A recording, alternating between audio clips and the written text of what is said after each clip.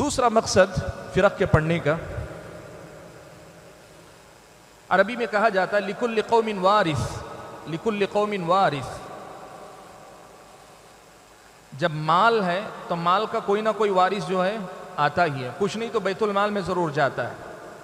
افکار کی دنیا میں بھی یہی معاملہ ہے کہ فکر جب ایک مرتبہ وجود میں آ جاتی ہے تو یہ ضرور ہوتا ہے کہ کبھی وہ فکر طاقتور ہو جائے، کبھی کمزور ہو جائے۔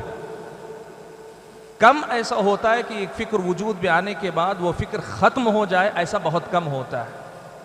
فکر جو ہے نسل در نسل منتقل ہوتی جاتی ہے۔ ہاں یہ ہوتا ہے کہ اس کے مقابلے میں جو کوششیں ہوتی ہیں، کوششوں کے نتیجے میں وہ فکر کمزور ہو جائے، یہ ممکن ہے، یا اگر میدان کھلا ملے تو وہ طاقتور بن کے پھر ابھر کر آئے، ایسا ممکن ہے۔ لیکن عام طور پر ایک فکر، ایک نظریہ وجود میں آنے کے بعد اور واضح الفاظ میں کوئی بدعت وجود میں آنے کے بعد وہ نسل در نسل ایک کے بعد دیگر منتقل ہوتی جاتی ہے۔ تو اس کا مطلب یہ ہوا کہ بہت سی بدعتیں لباس بدل سکتی ہیں، انداز بدل سکتی ہیں، یا نام اور شکل بظاہر بدل سکتی ہیں، لیکن جو بدعت ایک مرتبہ وجود میں آئی اکثر و بیشتر وہ بدعتیں اپنا سفر جاری رکھتی ہیں، اور خاص طور پہ جو بنیادی بدعتیں ہیں، جزئیات کو چھوڑ کر جو اصل بدعتیں ہیں، تاریخ اسلام اس بات کی گواہ ہے کہ ہر دور میں یہ بدعتیں چلی آئی ہیں۔ جیسے تشیع کی بدعت وجود میں آئی، اور تشیع سے میری مراد رافضیت ہے۔ رافضیت کی بنیاد وجود میں آئی، آج تک چلی آ رہی ہے، حالات بدلے، ان کا کردار بدلا، لیکن وہ جو بدعت تھی بدعت کی حیثیت سے منتقل چلی آ رہی ہے۔ خوارج کی بدعت وجود میں آئی، اس زمانے سے چلی آج تک چلی آ رہی ہے۔ معتزلہ کی ایک بدعت تھی، اور آج بھی معتزلہ کی فکر رکھنے والوں کو عربی میں کہتے ہیں تنویریون، جن کو ہم ذرا اردو میں کہتے ہیں روشن خیال لوگ۔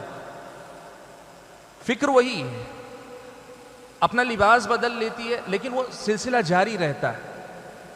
تو جب یہ حقیقت ہے کہ ایک فکر وجود میں آنے کے بعد اپنا وارث تلاش کرتی رہتی ہے، ایک کے بعد ایک منتقل ہوتے چلی آتی ہے، تو اس کا مطلب یہ ہوا کہ ان فرق کو پڑھ کر ان کی بدعتوں کو پہچاننا ضروری ہے، تاکہ ان کو پڑھ کر ہمارے زمانے میں موجود شکلیں ہم پہچان سکیں۔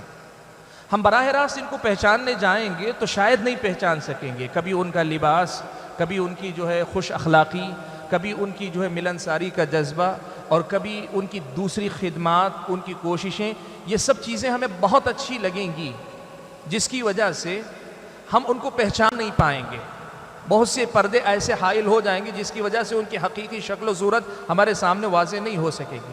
لیکن اگر فرق کو پڑھ کر ان فرق کے بنیادی افکار و نظریات سے اگر ہم واقفیت حاصل کر لیتے ہیں، تب پھر اس فکر کو اور ان بدعتوں کو، ان افکار کو پہچان لینے کے بعد ان افکار کے حاملین جو ہمارے سماج میں پائے جاتے ہیں، جو ان کے وارث ہوئے ہیں، ان وارثین کو پہچاننا ہمارے لیے آسان ہو جاتا ہے۔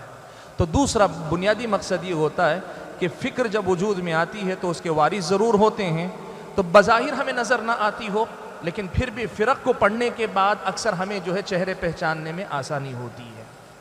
اس کو میں نے سادہ الفاظ میں لکھا لِكُلِّ قَوْمٍ وَارِثٍ، ہر قوم کا ایک وارث ہوتا ہے، اور ہر فکر کا ایک ترجمان کوئی نہ کوئی جو ہے بعد میں چل کر بنتا ہے۔ کمزور ہوگا ممکن ہے، لیکن پھر حالات اس کے حق میں سازگار ملتے ہیں تو پھر وہ طاقتور ہوتا رہے گا۔